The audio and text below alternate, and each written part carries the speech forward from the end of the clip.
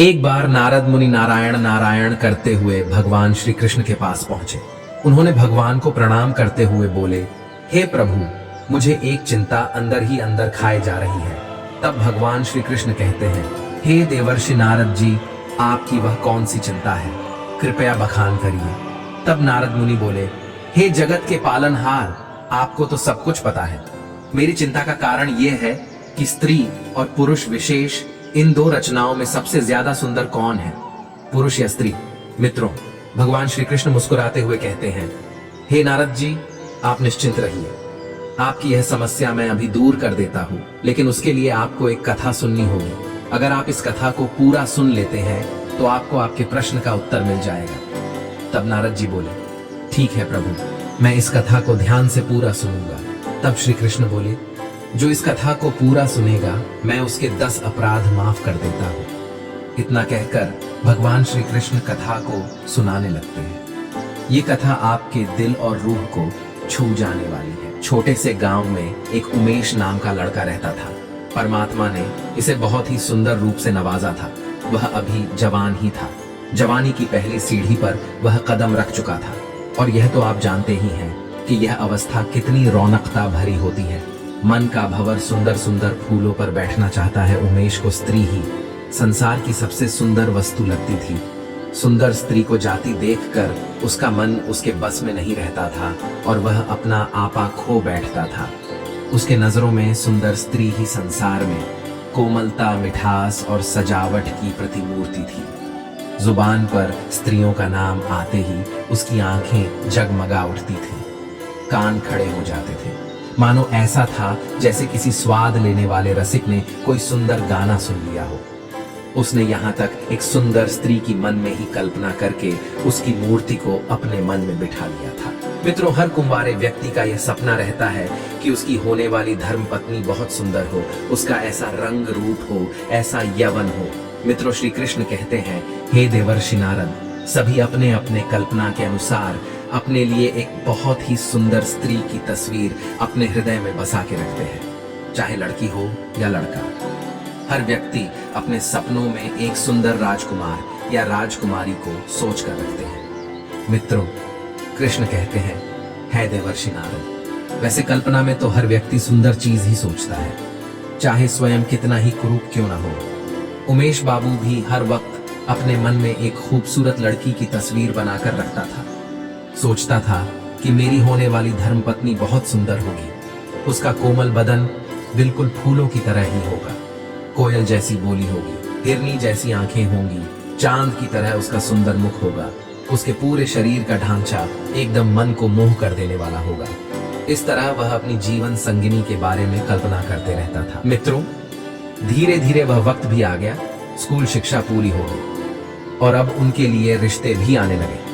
एक दिन उमेश बाबू के मामा उनके लिए एक रिश्ता लेकर आए और शादी तय हो गई। उमेश बाबू ने अपने घर वालों से कहते हैं कि मैं पहले लड़की को देखना चाहता हूँ। यदि मुझे लड़की पसंद होगी तभी मैं विवाह करने के लिए राजी होऊंगा। तब उनके मामा ने कहा, बेटा, लड़की के तरफ से तुम बेफिक्र हो जाओ, लड़की हमने देखी हुई है। लड़की हकीकत में काफी ज्यादा सुंदर है। मामा के मुख से लड़की की प्रशंसा सुनकर उमेश बाबू को लगा, चलो, यदि अगर मामा कहते हैं तो लड़की जरूर खूबसूरत ही होगी। और फिर उमेश बाबू ने शादी के लिए हाँ बोल दिया। मित्रों, कृष्ण कहते हैं, है देवर्षि नारद, जब विवाह का शुभ मुहूर्त आया तब उमेश बाबू बड़े धूमधाम से बारात लेकर आए और दुल्हन भी आभूषण से सजे मंडप पर आई। उमेश बाबू की नजरें दुल्हन की ओर थी। उसे घूंघट में चेहरा तो दिखा नहीं, मगर हाथ पैर की उंगली दिखाई दे रही थी। मेहंदी से सजे हाथ पैर बहुत गोरे और सुंदर लग रहे थे। उसे देखकर उमेश बाबू अपने मन में फूले नहीं समा रहे थे। वह सोचने लगे कि जब दुल्हन की हाथ पैर की उंगलियां इतनी सुंदर है तो दुल्हन कितनी सुंदर होगी। अब विवाह का कार्यक्रम संपन्न हुआ। वधू की विदाई हुई। डोली में बैठकर दुल्हन ससुराल जाने को चली। उमेश बाबू की खुशियां बढ़ती चली जा रही थीं। वह यह सोच रहे थे कि काश एक बार दुल्हन का चेहरा देखने को मिल जाता तो इच्छा पूरी हो जाती। चलते चलते रास्ते में कहारों ने जब पालकी रोकी और जलपान करने में लग गए, इतने में उमेश बाबू को मौका मिल गया। वह चुपके से पालकी के पास गया और जब दुल्हन अपना घूंघट हटाकर पालकी से बाहर झांक रही थी और तभी उमेश की निगाह दुल्हन के चेहरे को देखती है। चेहरा देखकर उमेश को ऐसा महसूस हुआ जैसे चोरों ने उनका सब कुछ लूट लिया हो। उमेश की दुल्हन सुंदर नहीं थी जितनी उसने कल्पना की थी। वह हर पल जिस रूप की कल्पना करते आ रहे थे वह उसके बिल्कुल विपरीत थी। बहुत मोटी थी, चिपटी नाक थी, फूले हुए गाल थे। वह एकदम देखने में कुरूप थी। रंग तो गोरा था पर छवि एकदम भयानक। मित्रों, दुल्हन का कुरूप चेहरा देखकर उमेश बाबू की सारी खुशी नष्ट हो गई। वह मन ही मन खुद को कोसने लगा, इसे भला मेरे ही गले पड़ना था, दुनिया में इसे और कोई नहीं मिला। मित्रों, श्री कृष्ण कहते हैं, हे देवर्षि नारद, उमेश को अपने मामा पर बहुत गुस्सा आ रहा था जिन्होंने लड़की की तारीफों के पुल बांधकर उसे शादी के लिए राजी किया था।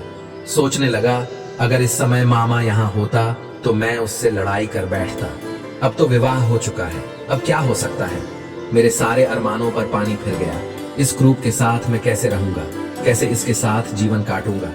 इसे तो देखने से ही घृणा होती है। ऐसी भयानक रूप वाली स्त्रियां भी दुनिया में मौजूद हैं।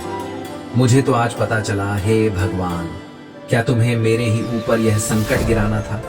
दुनिया में कितनी सुंदर सुंदर मुख वाली स्त्रियां हैं, लेकिन आप मेरे लिए इसी कुरूप को ढूंढ कर रखे थे। उमेश अपनी ही किस्मत को कोस रहा था। उमेश को ऐसा लग रहा था जैसे उसने विवाह नहीं किया, बल्कि जैसे नर्क में घुस गया हो। घर पहुंचकर उमेश ने अपनी पत्नी को खूब खरी खोटी सुनाई, मामा को खूब फटकारा, अपने माँ बाप से झगड़ने लगा।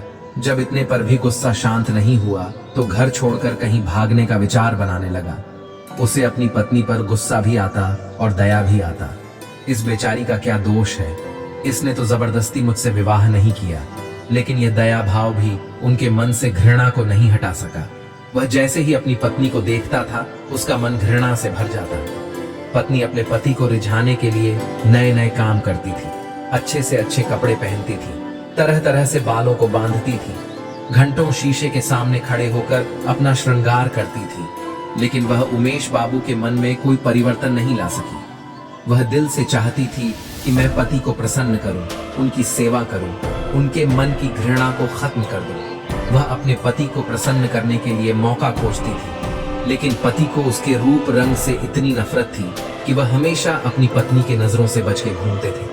और अगर कभी आमना सामना हो भी जाता तो उमेश के मुंह से ऐसी जली कटी बातें निकलती थी कि वह बेचारी रोती हुई चली जाती। मित्रों, श्री कृष्ण कहते हैं, हे देवर्षि नारद, एक लड़की अपने सभी सगे संबंधियों को छोड़कर अपने पति के घर आती है, और यदि वह भी पत्नी को भाव ना दे तो उस बेचारी का मन कैसे लगेगा, कैसे वह अकेले अपना जीवन काटेगी। यही हाल उमेश बाबू की पत्नी का था। वह अपने आप को दर्पण में देखकर खूब रोती थी। वह अपने मन की बात भी कहे तो किसे कहती, हमेशा अपने आप को कोसती थी। उधर उमेश 8-8 दिन तक घर पर नहीं आता था। मित्रों, जब उमेश बाबू दूसरी स्त्रियों को देखता तो उसका मन अंदर ही अंदर रोने लगता था। मित्रों, श्री कृष्ण कहते हैं, हे देवर्षि नारद, वो इस परिस्थितियों में अपना मन लगाने लगा। वह ये भूल जाना चाहता था कि उसका विवाह हो चुका है।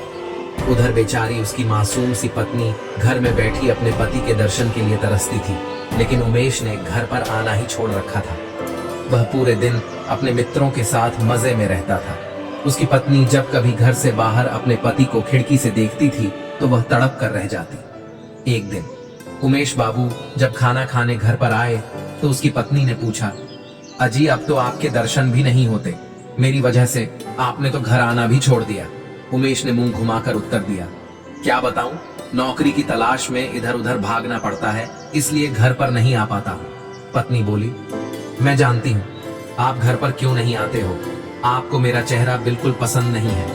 आप एक काम क्यों नहीं करते, आप किसी डॉक्टर से मेरी सूरत क्यों नहीं बनवा देते, मैंने सुना है डॉक्टर चेहरा बदल देते हैं। पति ने कहा, क्यों, तुम व्यर्थ की बकवास कर रही हो, जो काम भगवान नहीं कर सका वह मनुष्य क्या करेगा। पत्नी ने बड़ा सुंदर जवाब दिया, अच्छा, ये बात आपको सोचनी चाहिए कि भगवान की गलती की सजा मुझे क्यों दे रहे हो। आपने मुझे दूध से मक्खी की तरह निकालकर दूर फेंक दिया है। संसार में न जाने कितनी ही कुरूप लड़कियां होंगी, फिर भी उसे कुंवारी नहीं बैठाया जाता। उसका भी कहीं ना कहीं विवाह हो ही जाता है, पर उसका पति भले ही उसे ना चाहे, लेकिन दूध से मक्खी की तरह निकाल कर नहीं फेंकता। फिर उमेश अपनी पत्नी पर क्रोध करता हुआ वहां से चला गया। वह पूरे दिन दोस्तों के साथ सैर सपाटा करता था, रात को भी घर नहीं आता था। एक दिन उसकी पत्नी चिंता में बीमार पड़ गई, लेकिन उमेश उसे देखने तक नहीं आया। वह यह चाहता था कि काश यह मर जाती तो अच्छा रहता, कम से कम गले की आफत तो टल जाती, फिर कहीं अच्छी सी खूबसूरत और प्यारी लड़की देखकर अपनी पसंद का विवाह कर लूंगा। इस तरह से उमेश अपनी पत्नी से दूर रहने लगा था। उमेश वासनाओं की जाल में उलझ गया, धन की बर्बादी करने लगा, सुंदर युवतियों में अपने मन को लगाने लगा, विषय भोगों में लिप्त होकर धन बल और बुद्धि को नष्ट करने लगा। धीरे धीरे उमेश का चेहरा पीला पड़ गया, शरीर पर कमजोरी आने लगी, पसलियों की हड्डियां दिखने लगी, आंखों के नीचे गड्ढे पड़ गए, चेहरे का रंग भी उड़ चुका था, किसी भयंकर रोग के लक्षण दिखने लगे थे। एक दिन उमेश की पत्नी अपने पति के विचारों में बरामदे में लेटी हुई थी। कई दिनों से उसकी पत्नी ने उमेश की सूरत नहीं देखी थी। उसने डरते डरते किसी के हाथों उसे बुलाया और सोचने लगी, आएंगे तो वैसे भी नहीं, कहने में क्या जाता है।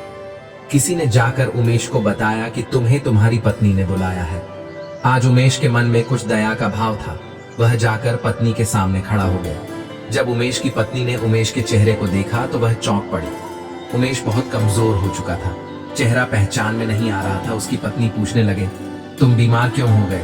तुम तो मुझसे भी ज्यादा कमजोर हो गए हो। उमेश कहता हुए कहने लगा, मेरी जिंदगी में अब रखा ही क्या है जिसके लिए मैं जीने की फिक्र करूं।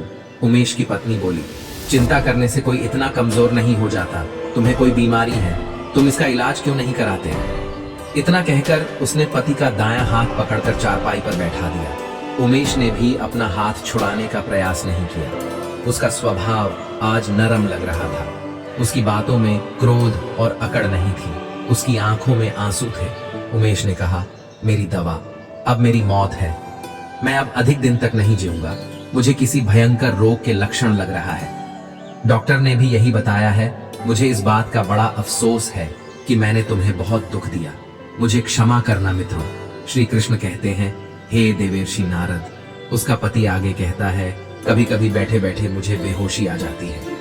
उमेश इतना कह ही रहा था कि अचानक उसके हाथ पैर कांपने लगा और उसके पूरे शरीर में सनसनी सी दौड़ गई। उमेश मूर्छित होकर चारपाई पर गिर पड़ा और हाथ पैर पटकने लगा, मुंह से लार निकलने लगी, पूरा शरीर पसीने से तरतर हो गया।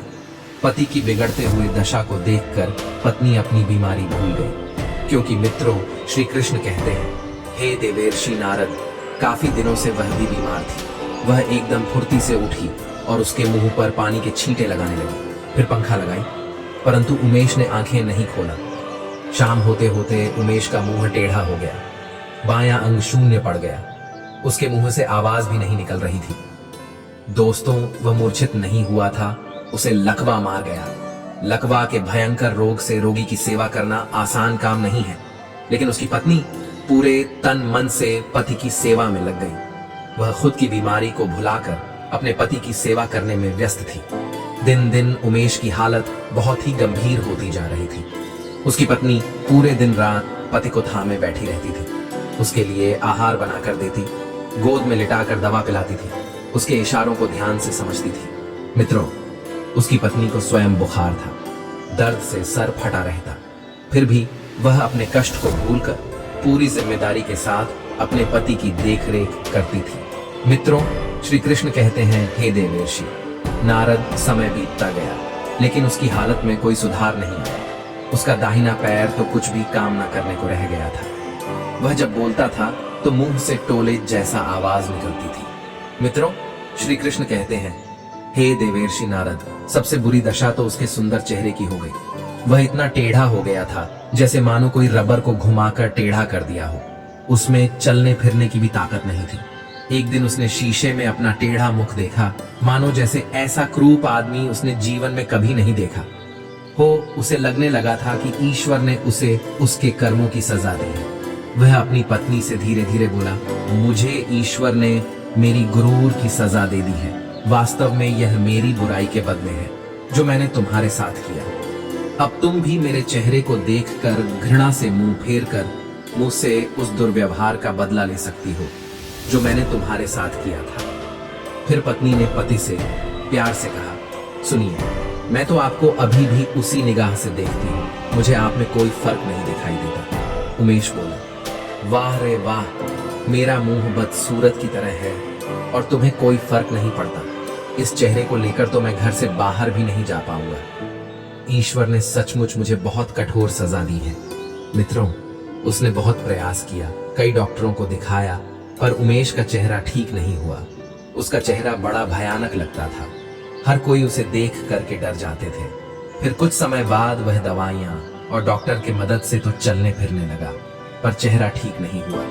मित्रों, पत्नी ने मां देवी से मन्नत मांगी थी कि मेरे पति अगर चलने फिरने लगे तो मैं देवी मां की पूजा करूंगी। आज उसी पूजा का उत्सव था। पूरे मोहल्ले की स्त्रियां सज धज करके वहां आई और गाना बजाना भी हो रहा था। उमेश की पत्नी से गांव की महिलाओं ने पूछा, क्यों बहन, अब तो तुम्हें अपने पति का चेहरा बिल्कुल अच्छा नहीं लगता होगा। पत्नी ने बड़ा सुंदर जवाब दिया, नहीं बहन, मुझे चेहरा तो अच्छा नहीं लगता है, लेकिन मुझे उसके बदले में पति की आत्मा मिल गई है, जो रूप से कहीं ज्यादा बढ़कर है। उधर उमेश कमरे में अपने दोस्तों के साथ बैठा था और अपनी पत्नी और सभी महिलाओं की बातों को बड़े ध्यान से सुन रहा था।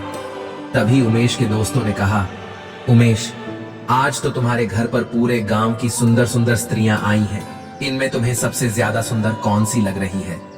तभी उमेश ने अपनी पत्नी की ओर इशारा करते हुए कहा, मुझे तो वही अच्छी लग रही है जो थाली में फूल रख रही है। सभी दोस्त कहने लगे, अरे भाई, लगता है तुम्हारी सूरत क्या बिगड़ी, अब तो तुम्हारी नजर भी बिगड़ गई है। उसके दोस्तों ने कहा, मुझे तो सबसे ज्यादा बदसूरत वही मालूम पड़ रही है। तब उमेश ने जवाब दिया, भाई, तुम्हें वह बदसूरत इसलिए लग रही है क्योंकि तुम उसका शरीर देख रहे हो और मुझे अच्छी इसलिए लग रही क्योंकि मैं उसकी आत्मा देख रहा हूँ। मित्रों, श्री कृष्ण कहते हैं, हे देवर्षि नारद, प्यार दिल से होती है, ना कि चेहरे और सुंदरता से। प्यार उसे कहते हैं जो आपके बुरे से बुरे समय में आपका साथ दे, जैसे उमेश की पत्नी ने अपने पति का साथ दिया। मित्रों, ईश्वर ने हमें जिस विशेष गुण से नवाजा है उसका उपयोग जन कल्याण के लिए होना चाहिए, ना कि अभिमान के लिए। उस गुण को अपनी ढाल बनाकर किसी को नीचा नहीं दिखाना चाहिए, किसी की निंदा या उसका अपमान नहीं करना चाहिए, वरना यह तो आप जानते ही हैं कि एक दिन उसे भी कहीं ना कहीं नीचा देखना पड़ सकता है। मित्रों, श्री कृष्ण कहते हैं, हे देवर्षि नारद, अब आप समझ चुके होंगे कि दुनिया में सबसे सुंदर क्या है।